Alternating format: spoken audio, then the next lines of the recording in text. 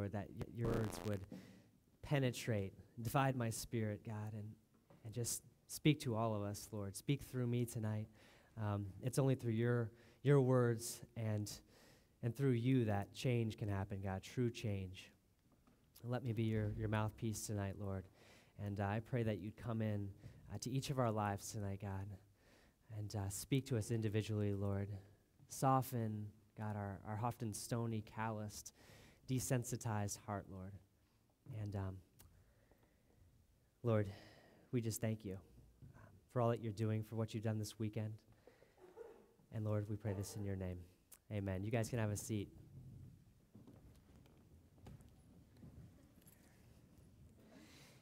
Welcome, guys. This is, thanks, Matt. This is kind of funny to be here because we used to meet here like regularly, kind of every Sunday as a body. And I remember getting baptized right up here in this room. And I was there with, where's Brandon? Are you out here? Yeah, Brandon, you were baptized with me that night, and Megan Dutton back here. I know. And it just, there's so many memories in here. And we moved around a lot, and that's just kind of the nature of our body, and we just kind of go where we can go. But it's just amazing to be here with you guys, and I'm excited. It's been an awesome weekend.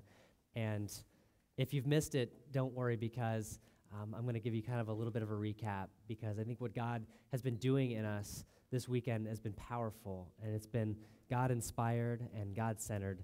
And so I'm just excited you guys are here, and praise God for that we have a room we can meet in. And remember that not every country in the world, they have this privilege to be able to come in and actually worship with freedom like this. It's an amazing gift. I was talking this weekend on Friday night, and I was talking about how I was a marketing major and kind of specializing in advertising and promotions. Is any other business majors in here tonight? Because we only had like one other person during the weekend. Yes, awesome. That's like 2 now total. Gosh, what has happened? We need to regain control here. Too many engineers. How many of you were at the advance by a show of hand? Woo! Awesome. Yeah, so welcome back.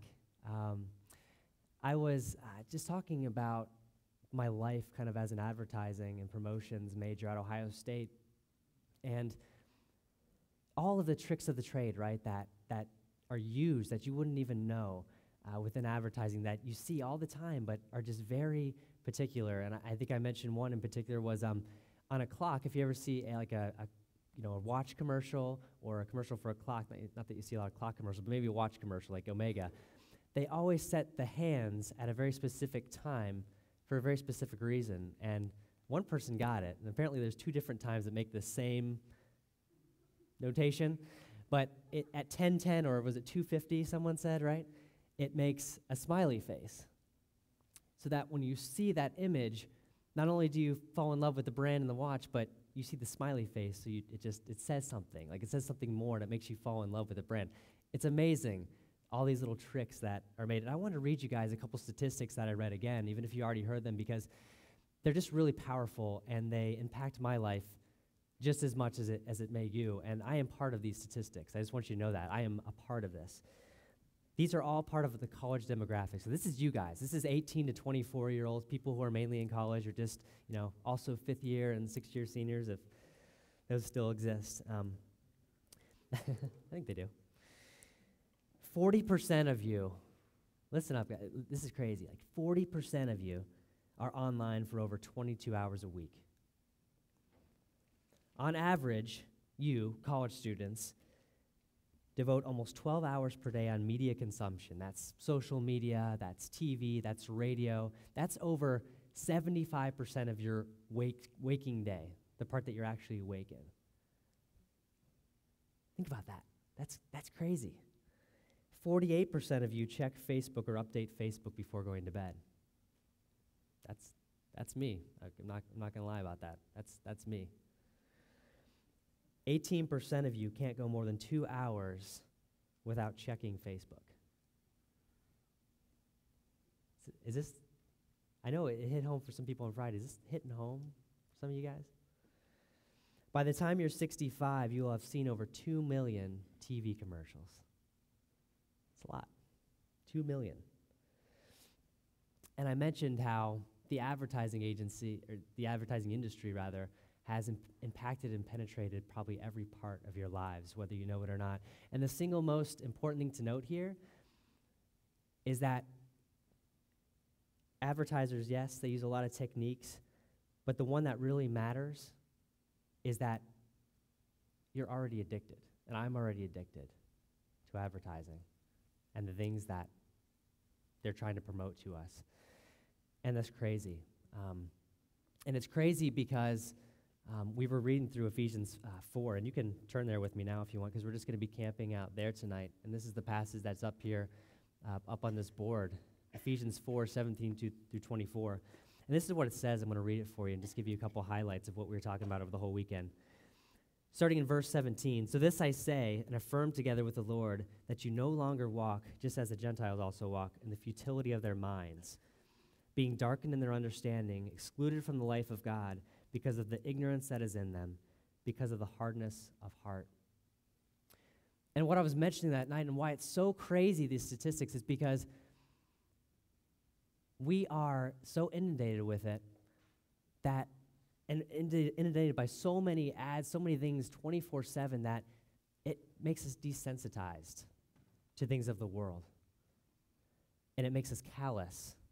And callous is really not ceasing to be able to feel anything. So we cease to feel when we're inundated so much with all of this 24/7, whether we think we are or not. And because of that callousness, because of that ceasing to feel, it not only affects us in our lives, but it affects our ability to hear from God, to sense His Holy Spirit. It just does, and it does for me. And it's powerful how that works out. And so it goes on in verse 19, and it says, "And they, having become callous, have given themselves over to sensuality for the practice of every kind of impurity with continual lust. But you did not learn Christ in this way. If indeed you have heard him and have been taught in him, just as truth is in Jesus, that in reference to your former manner of life, you lay aside the old self, which is being corrupted in accordance with the lusts of deceit, and that you be renewed in the spirit of your mind, and put on the new self, which in the likeness of God has been created in righteousness and the holiness of truth." And so if you were there Saturday morning, David Dutton got up there, and he talked about, this is what it looks like. This is a way we can counteract that. There's 3 things we can do. And those 3 things are laying aside the old self, right? Putting the old self to the side. So that's, the things we mostly hear, right? Getting rid of certain things in your life that you don't want to be there, that hinders your relationship with God. There's putting on the new self, right? Which is adding things in your life, doing things and giving away maybe what God has done in you. And those are both active things. And that's what we hear most. Mostly the putting off of yourself, right? Isn't that what we mostly hear? Like, don't do this, don't drink, he said, don't smoke, all these things we hear growing up in church. But then there's this one in the middle as well. It's in verse 23, "And that you be renewed in the spirit of your mind."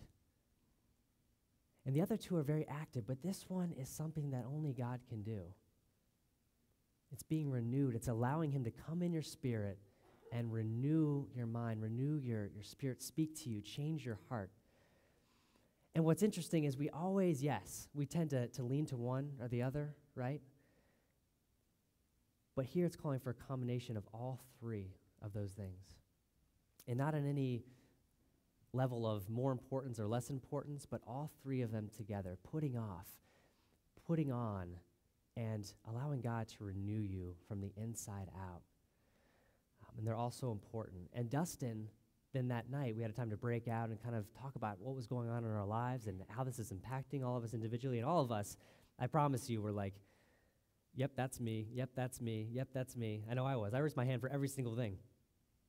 But he got up there and he said, as it kind of talks about here,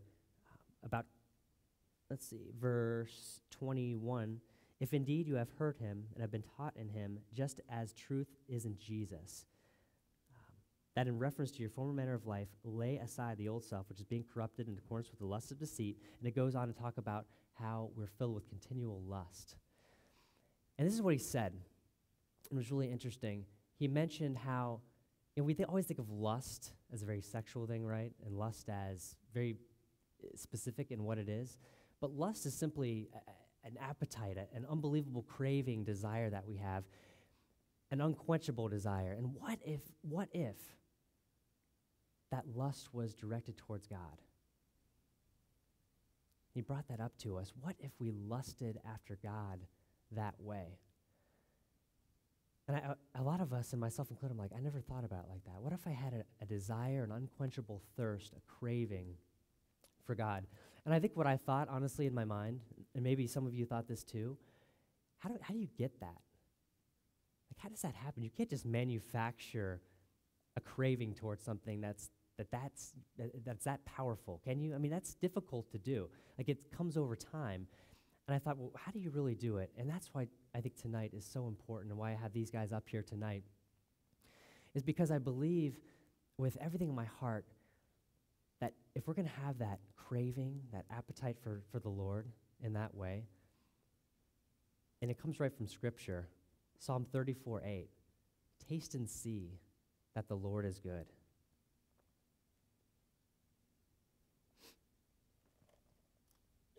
Oh, taste and see that the Lord is good. How blessed is the man who takes refuge in him.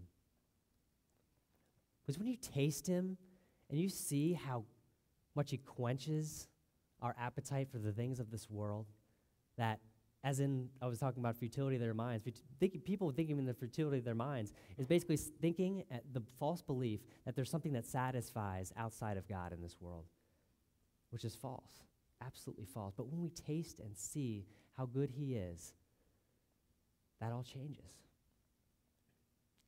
That all changes. And so I brought these guys up here tonight because each and every one of them are leaving with me pretty shortly here to go move to Pittsburgh, to the University of Pitt, to plant a church there. And I wanted them to be able to share some of their insights with you guys and some things they've learned about all of this, and really be able to just encourage you guys and what that looks like. So, hey guys, how are you? Why don't we start out and just introduce yourself and when you came to know the Lord would be awesome. Hello. Thanks. I'm Megan, and yeah, I work here at Ohio State in the business school, and yeah, I was a marketing major too, one of the few business majors around here. I graduated a little bit ago, so how I came to know the Lord. I grew up Catholic. It was a good family, in the world's eyes, but didn't go to church that much. Went to the Sunday school through 8th grade, and just always kind of knew something was missing. Like even through high school, just kind of did like the typical high school thing. Like I cared a lot about grades. Always, wanted to be smart, top of the class, but was a big partier too. Just kind of following, along what all my friends did. Then came here to college, same thing, went into business to be rich, make a lot of money, I'm not now, but, and then kept up with this party life, but just always knew something was wrong, just kind of felt trapped. I could never sleep very well. Just, every night it was just kind of just feeling guilt and just, now I know looking back it was God. And then I think God totally, I just started going to churches on my own, just would party and go to church, party and go to church. And when I came here, I think it's when God showed me Christians for the first time, then people that love Jesus that were fun and normal and having a good time. And I think God totally used these people just to show me more of himself, and it was just a really slow process of just becoming more like him, and going to Bible study and just learning more about him. And even now, he's just still slowly changing my life. So, yeah. Thanks. Maybe we'll get into some of the details for the rest of you guys in a minute, but just, name and when you came to know the Lord. No, you're good. How dare you share how God transformed your life? That's, what are we here for even? What is it? Just kidding. Just kidding. Hi. I'm Eric, or Essam. Wow. Wait, what was the question again? Because I lost it. Just don't share anything about God or how he transformed you. Okay. Just kidding. No, just your name and when you came to kind of know the Lord and start following Jesus. All right.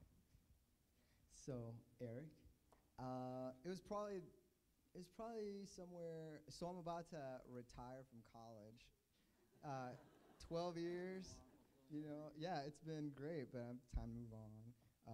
I got somewhere in between 2003, 2004. So for anybody who doesn't know that exact day, I know that because I don't know when, but it was in that time. Yeah. Thanks.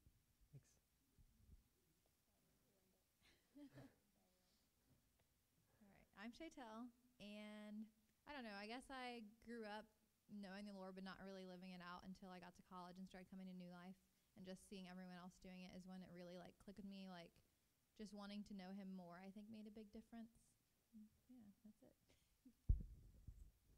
I'm Walker. I'm one of those fifth years who's still alive, and I don't know, I grew up in the church, like a Christian family my whole life, so I think I knew Christ at a young age, but I didn't really get it completely and didn't really surrender my life to him till freshman year, so that's the date I would probably pick.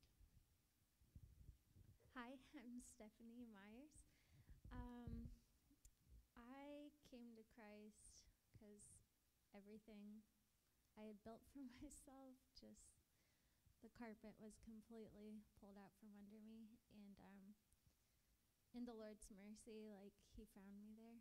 So. When was that? Let's see. It would have been like my senior year of college, kind of. Can you guys hear okay in the back? Is it all right? Good. I'm Matt.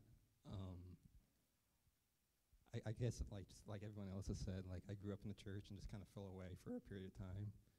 I think I came to Christ, just kind of completely surrendered. Still working on that surrender part, but probably like beginning of 2004. Yeah. And this is for any of you guys, but were there any events in your life prior to knowing Christ that really made you seek him, that really made you dependent, that I need God? That was the thing that kind of triggered that for you guys. Whoever wants it, yeah, just call for the mic. I guess when I was 7, I was afraid of going to hell or getting possessed, so I accepted Christ then. But when I was a senior, I started dating a girl. It was my first relationship period, and I don't know, I feel like at that time God was just kind of waiting to be replaced almost, like as far as the way I viewed it. He was up there, but if anything came along, it would definitely take precedence. So I think it was kind of the end of my freshman year going in through the summer into my freshman year, or end of senior year into freshman year, and my life I kind of gave my life to that pretty much. And then God took it away, and I was crushed and had nowhere to turn but to him. And in that moment, he really showed up, and I just cried out and prayed to him, and I just felt this, like Philippians talks about, a peace that transcends all understanding, and I just felt his presence with me. So that was the moment where I really surrendered to him.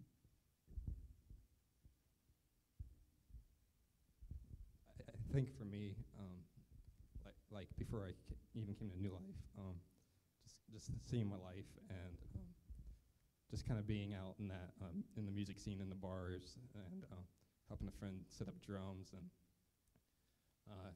just going through that. And then my brother was coming here at the time, and he said, "Why don't I was bringing him up to campus after family dinner?" And he said, "Why don't you come out to New Life?" And I said, "Okay." And I came out, and not knowing how broken I was, and I remember meeting the pastor before he spoke, and he had his microphone on and everything, and I shook his hand, and the next thing I said hi, and we introduced ourselves, and then the next thing I know, I see him over there worshiping, and I don't know he has his microphone on. I just think it's a cell phone, Bluetooth. And then the next thing, and so I'm seeing him over here worshiping, and then I'm like, man, this place is a complete joke. And like, honestly, I was like, man, these guys are waiting on phone calls. They're not really worshiping. And then the next thing I know, this guy gets up and gives us an amazing message, and like, oh my gosh, I am completely humiliated. I didn't see myself as a prideful person. But I was like, okay, God, you might be up to something. And then over the course of the next few months, it was just like, come on, Matt, come on. So I think that was kind of the moment. My first time out to New Life was God really showed up and said, here I am. I think for me, I first kind of turned my heart towards God because I grew up in a Christian home, but it felt more like a country club to me. Like, it just felt like a social club. So I just didn't see like transforming lives and like people like just running hard after the Lord, you know? And so I was just like, this is a joke, is kind of how I felt all through high school. And through a course of probably 3-4 years after I graduated high school, I moved to London, England, and then was supposed to go to school in Southern California, and that fell through. Plus, I was in a really like abusive relationship in California, and I started working at this place in Newport Beach, and I didn't know it, but my boss was a Christian. She's like the most beautiful, like full of life, little gorgeous Mexican woman, and she would cook for me every single day, fresh food, and I slowly started opening up to her about what was happening in my life, and she was like, Stephanie, you need Jesus to get through this, and you need a church to come around you to love on you. And I think that was the first minute that I was like, yeah, you're right, I've got nothing. Like, it's not working out for me. So. Anyone else want to take this one? Okay. Maybe one more? Yeah, okay. Okay. This will be news to a lot of people, because, yeah, and don't judge. But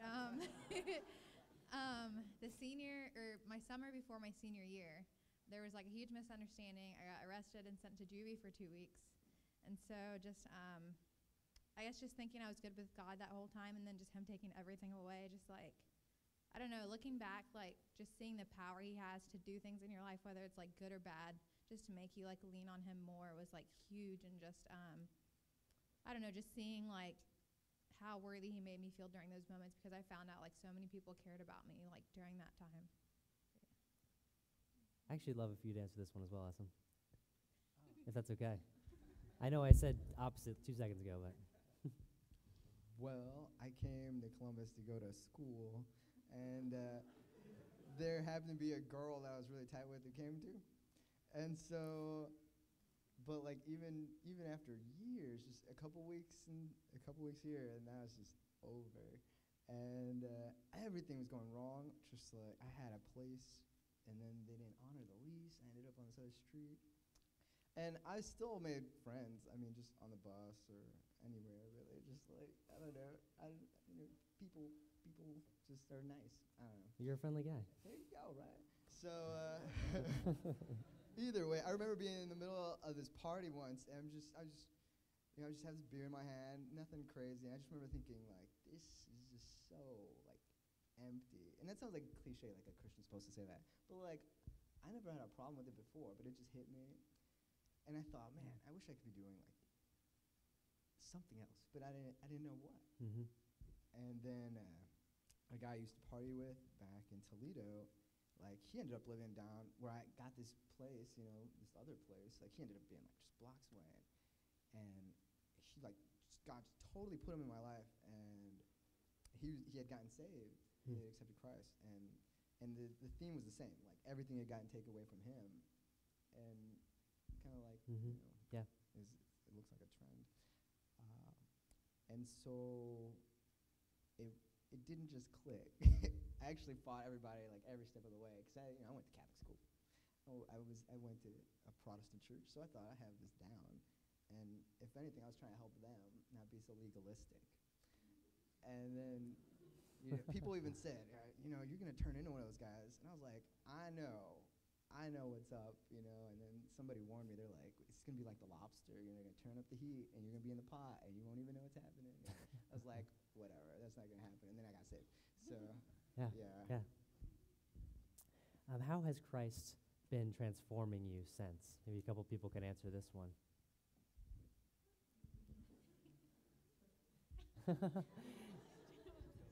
Okay, here we go. Well, I just feel like God just keeps chiseling stuff out of my life, and like it's out of his love and his mercy that he gave me absolutely everything I wanted before. I had the best education. I had, this and this and this, and everything I wanted, great resume, everything. But out of his love, like, he thorned me in and was like, no, I have more for you. So ever since that time, it's just been like, it's not up to me to go searching for what to, change. It's the Holy Spirit who's like, all right, are you fed up with this yet? Like, I want to take it for you, and I want to give you life because it's not giving you life. And so it's just been like one thing after another over the course of like the past 4 years that I came to Christ. So I've never been this free before in my life, and stuff that like I used to think I cannot stop doing this or this or this or this. I call it like self-medicating, like TV or, I would use sugar to like go into the sugar coma just to like check out of life. No joke. And like, it's just amazing, like these different things, how the Lord is like, okay, you could do that, but I have more for you. And he just keeps healing more and more areas of my life.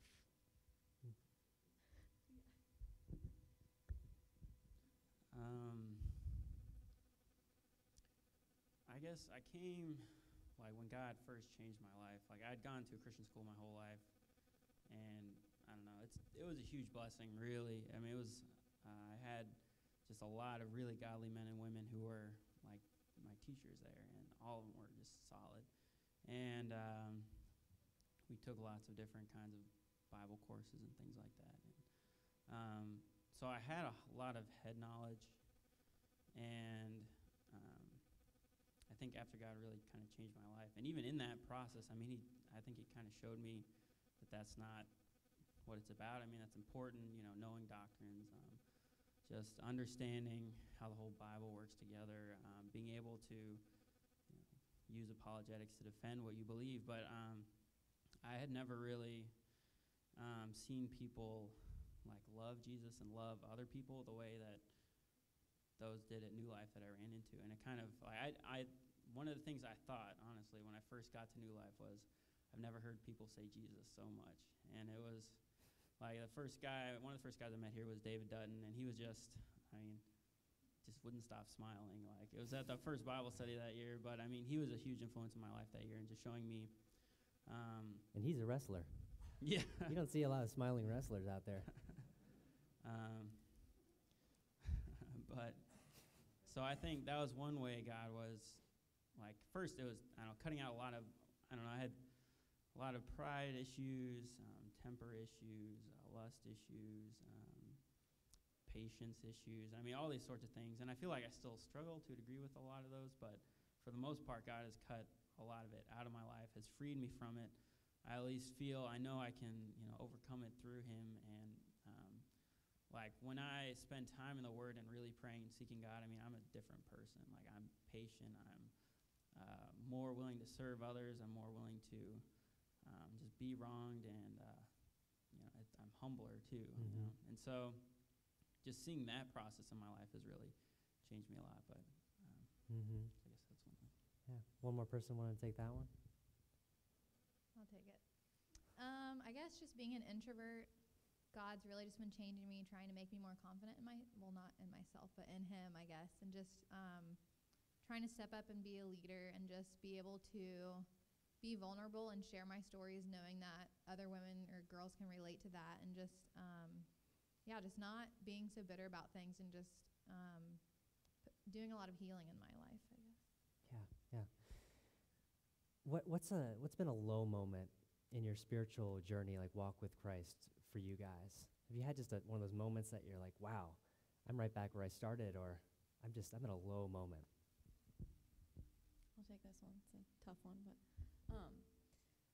so yeah, even that God just always, even before I was a Christian, like giving me a heart, I think, for overseas and just living, I don't know, somewhere else. And so yeah, I remember even like being in high school and being like, Mom, please, can I like go to like Spain? Like I just want to study there. And like, like we figured waiting till college was better. And so like first opportunity I got, I went to Argentina and just got to study abroad there for 6 months and finished my Spanish minor there. And I had just become a Christian, didn't realize the pride in my life at the time, just like literally thinking like I'm going to save people. Like literally like God needs me to go to Argentina to save people. And like, it seems like a good thing at first, but not realizing that that's like so prideful, like putting it all on myself. Like I think at first it was like a big transition.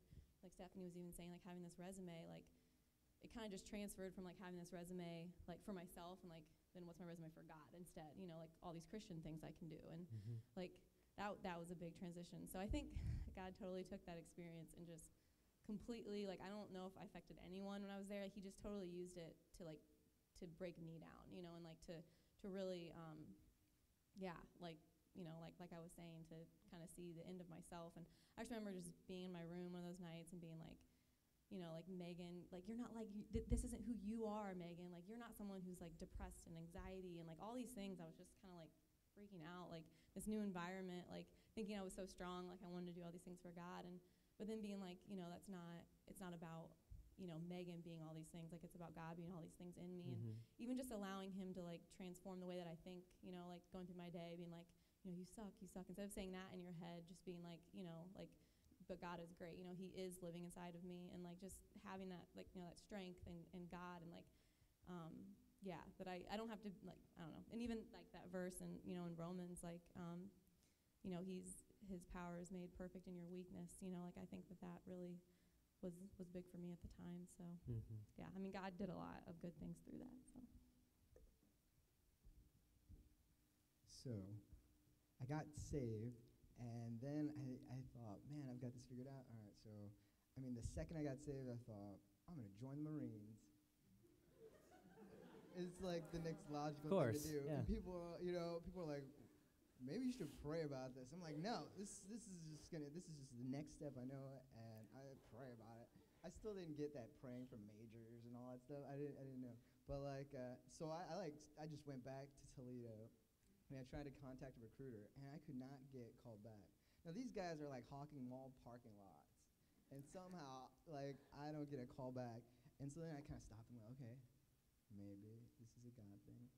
And I got a job at Merits Research. And then I'm thinking, well, I'm just going to take care of my faith. Like, I tried to get involved with churches and go to Bible studies, but, like, it just never worked out. And the one Bible study I did get plugged in, like, fell apart. I'm thinking, what the heck? So people here were just like, hey, you should come back to Columbus. And I just couldn't make sense of it.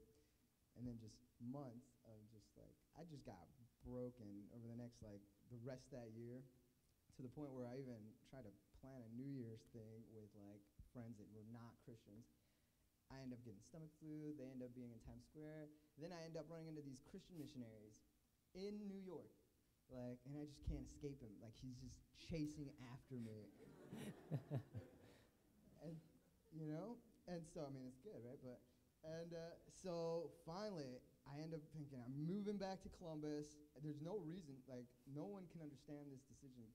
I'm working at a good place, and I'll be able to finish school there. And then I said, I'm leaving. And then they give me a promotion and double my salary. And I'm like, oh, my goodness. But I still come back. And I don't know. It was humiliating, because I left everyone here, like, in that ministry, just kind of like, thanks for what you've done, but I'm out of here. And, like, I just knew going back. I'm like, oh, my this is so embarrassing. This just proves like I was totally wrong, and it's humiliating. But you know, they were very loving, and I grew a lot and met a lot of great people. Mm-hmm. God was so faithful through that. Yeah.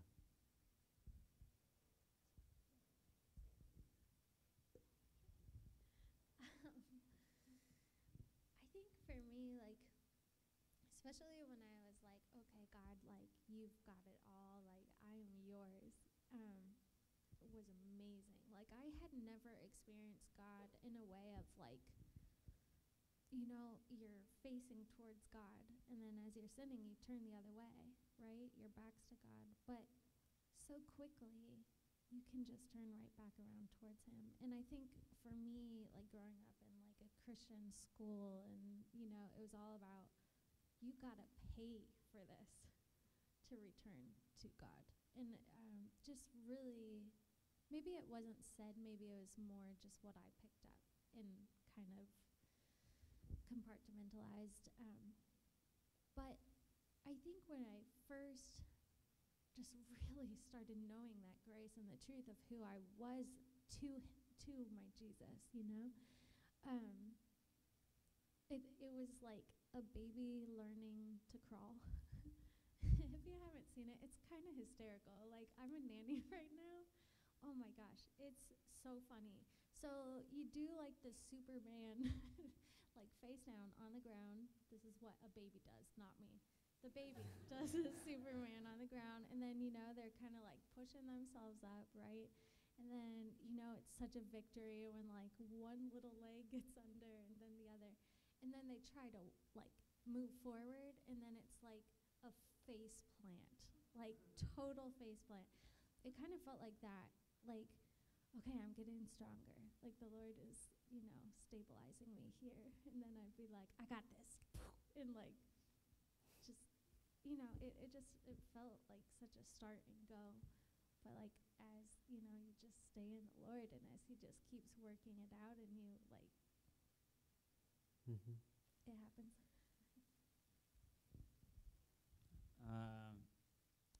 I had one like last year, because I mean, it's something we kind of talked, or what we did talk about at the advance, but I know a lot of you weren't there. But David on Saturday morning talked about the 3 different things: put on, be renewed, and then put off, be renewed, and put on. And he was talking about how, and Maddie mentioned how our tendency is to focus on one of those things, I guess. And I've been through all 3 stages, but I think last year and the end of the year before, I had slowly been, my relationship with God had been drifting towards the being renewed, the kind of the emotions of it, the feelings of it, you know, going to retreats or passion or conferences or whatever it may be. And I didn't realize it, and it didn't occur to me to think about that. But like I went to Mexico last year, which was a sweet trip. I went this year too, and it was even better, so you should all go.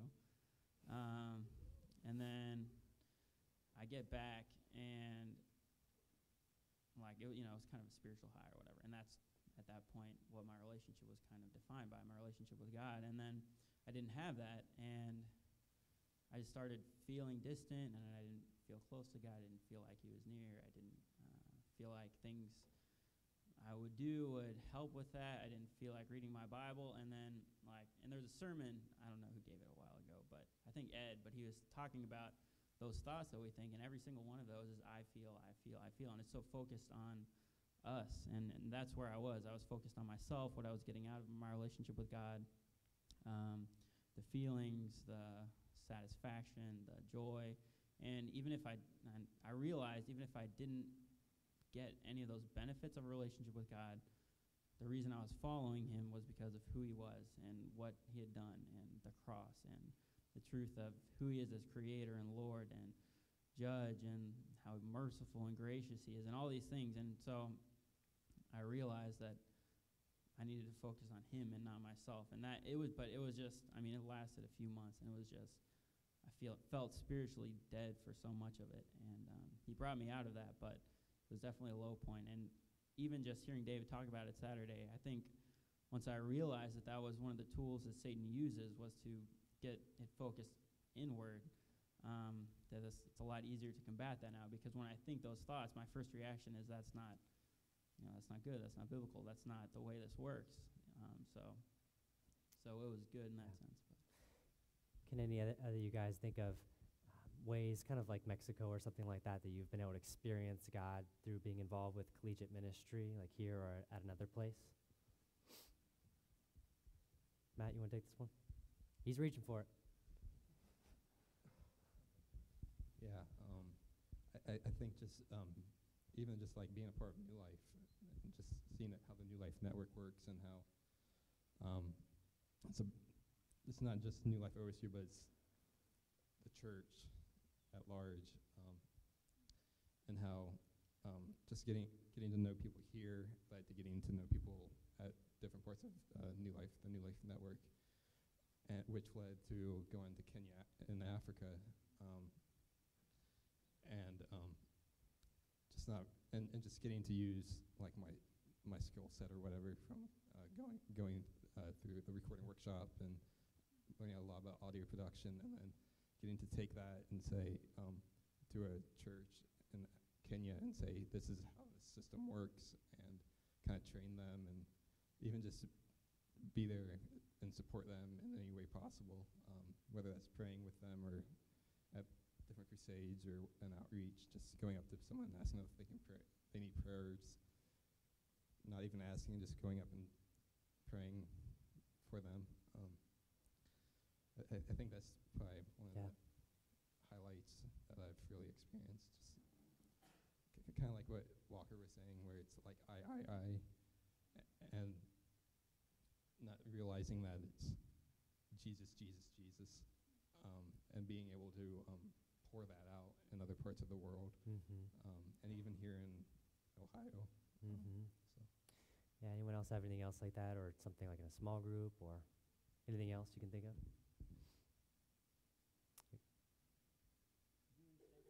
Restate the question, yes. Other ways you've experienced God through collegiate ministry and being a part of what we've been a part of here at Ohio State or at another university.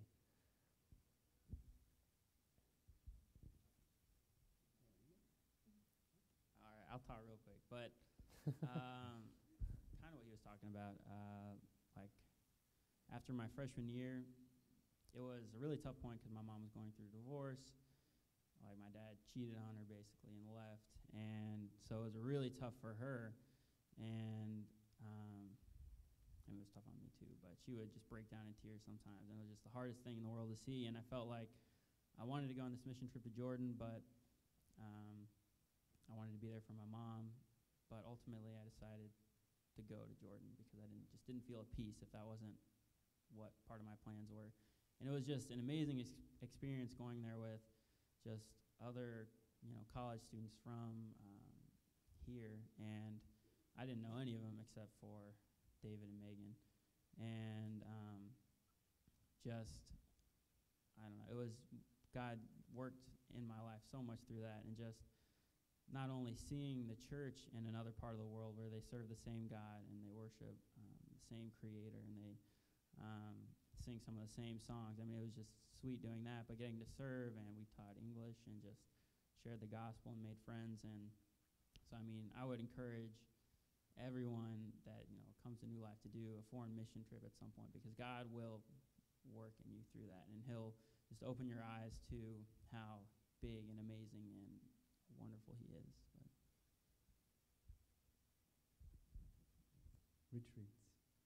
Retreats? Yeah, or advances, I mean. Whoa. I'll tell you this. I pretty much never want to go to an advance. Like, I'll sign up, pay and all that stuff. Like, when I say never, it's like as it comes closer, I feel like something always comes up, or, there's just something that wants to just take up all my time, or I just don't feel it. I'm just not feeling it, like, every time, But I've just gone to enough of them to know that happens every time, so I go, and then I love it. So if you ever feel like, oh, I don't want to go, maybe I shouldn't go, well, don't listen to that, because You know, my life has been changed so many times at Advances. Even just like the one place we went to this last weekend, I was sitting next to David Lombach over there, good-looking guy in the back. He's got blonde hair, but like Everyone looks. And we had actually been there before, like years ago, and it was just funny how everything just came full circle for us. You kind of remember, wow, where were we at then, and where are we at now? Mm-hmm. What did we learn then, and what are we learning now? And it's just really sweet, and it's totally worth whatever. Like just having to study at an inconvenient time or missing some work, it's totally worth it. And so, yeah, Advances. I have one more. Yeah. So you mentioned small groups.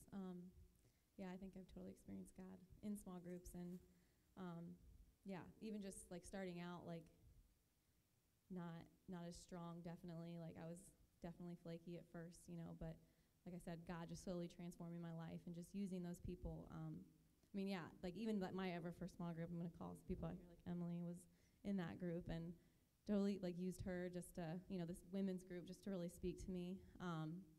And that was a really, really big catalyst for me coming to know Jesus. And then just like immediately, like, Ed asking you like before you're even ready at all to like be a Bible study leader.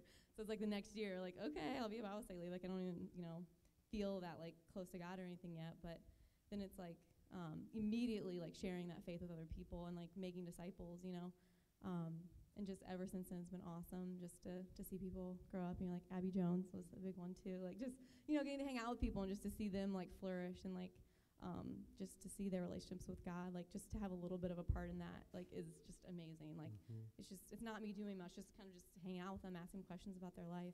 Call someone else out, Mike. It's been cool to see him, these past couple of years, like Mike and Christy back there too, just to see them like just really grow up and like take responsibility for their relationships with God, and to be up here, singing and just totally like taking responsibility at church and just growing up has been like really exciting just to like see these other people. Mm-hmm. So. Mm-hmm.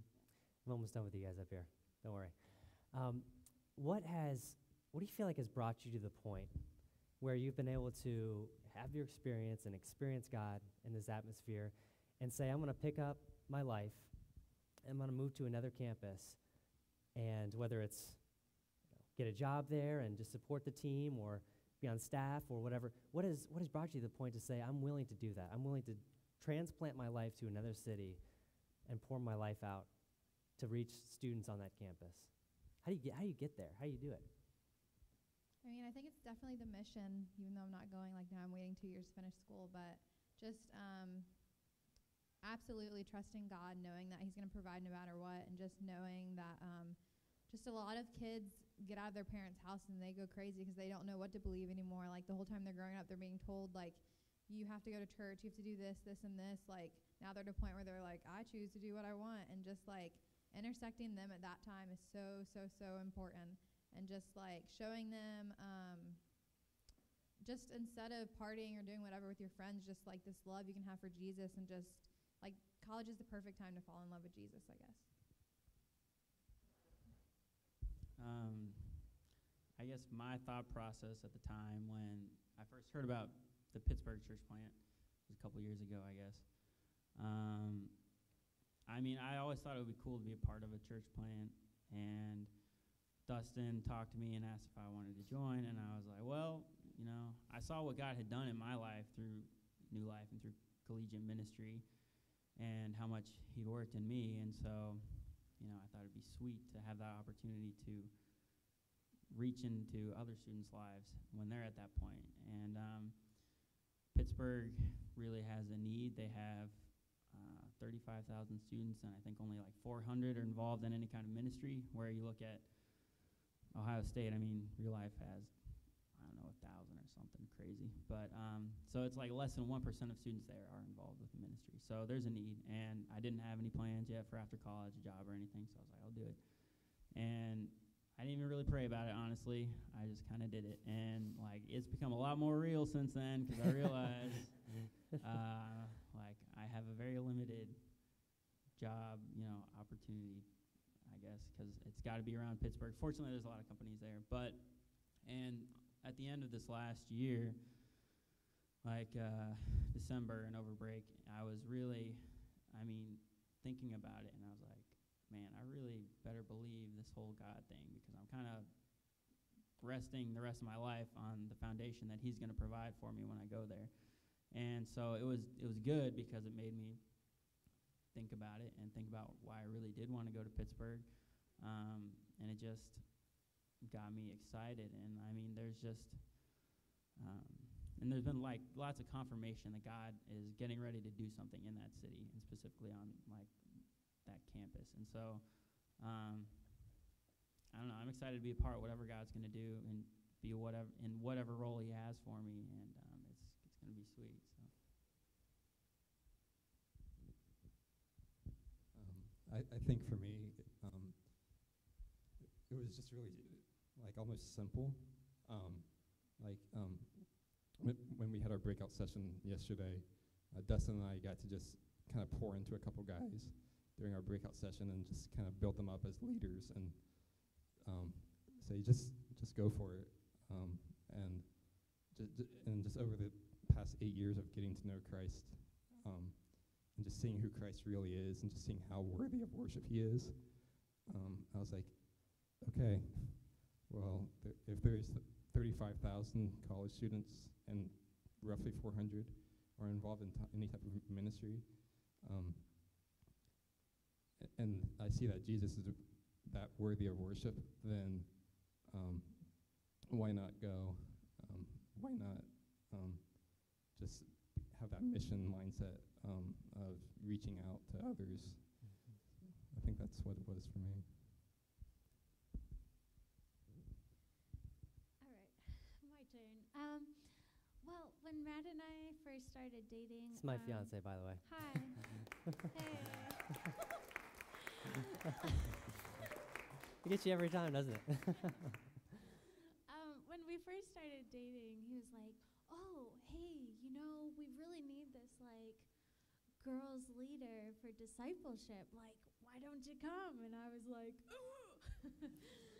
And I was just like, "Hey, I'm not moving anywhere unless I'm married to someone." So we're Makes sense, I guess. So, but honestly, it's a massive blind faith step for me. But I know this. I am going where the Lord is, and he has clearly asked my man to go, and I also know how broken I was, and just, I mean, literally, a broken individual, and I just know, like, Christ's power of resurrecting my life. Like, I'm literally a different person. If you knew me before, it'd be comical, but I just think, I don't care where it is in the world. It really doesn't matter. Like, if the Lord's Spirit is there and he has called me to go, then I'm going.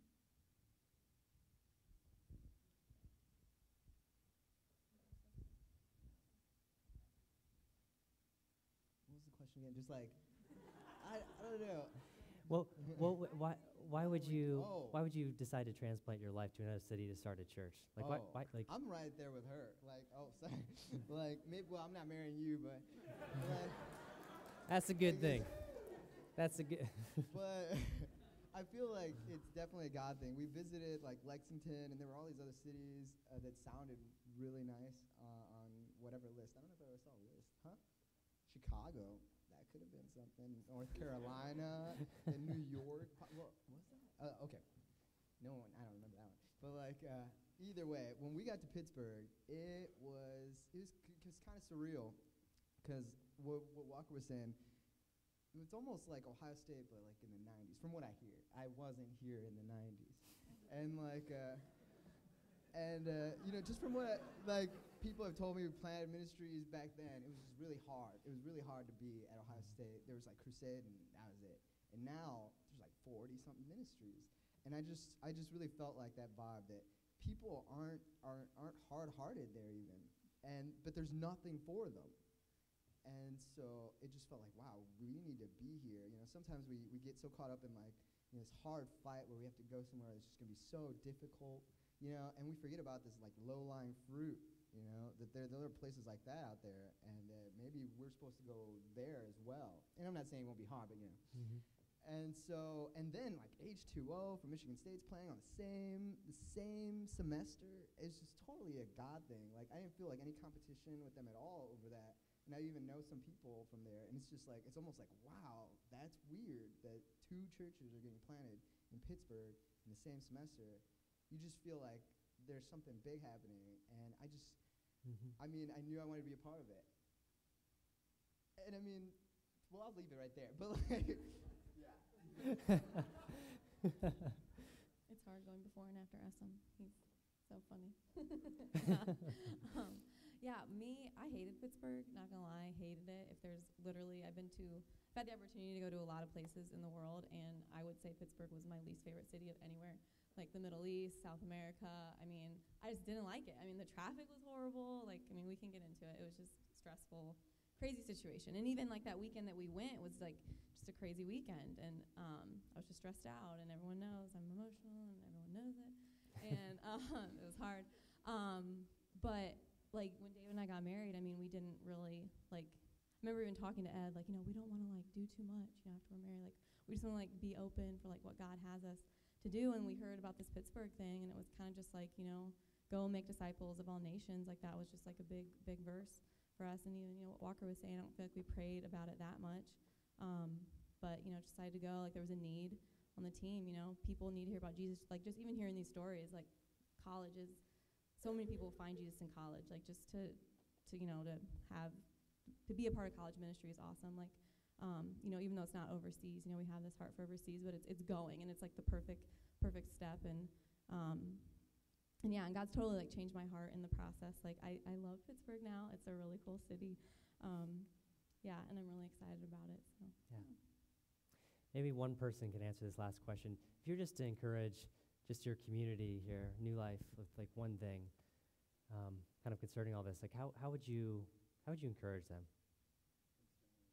Yeah, just even what we're talking about with not thinking that this relationship can get better and can grow, and this putting off and putting on, and that's a lot, but okay. I would live with the one message, just that God is in total control. That, whether you just got saved, or whether you feel called somewhere, or whether everything, just like a lot of us had, everything's just been taken away, God is in total control. This morning, I got an email from a friend, there's a campus ministry in Purdue, and there's these two Chinese girls, and they got a Chinese American or Chinese English Bible and a book about a Chinese man who met Christ. And their apartment burned to the ground. There's just ashes. It was so hot that across the parking lot, that the siding was melted. So this was just nothing left. But they took a picture, and the only thing left were this Bible and this book. I mean, they're paperback. They're not even like leather, or anything like that. And it just made me think, like, how many times do you hear like stories like this where God took away everything else, but He preserves what needs to be preserved in our lives, whether that's a call or whatever. He makes sure that what needs to stay stays, and what needs to go goes. And we can trust Him in that as we walk this out, and we don't have to be afraid and make decisions out of that fear. We can just trust Him. thanks. Thank you guys so much. Give them a round of applause, guys.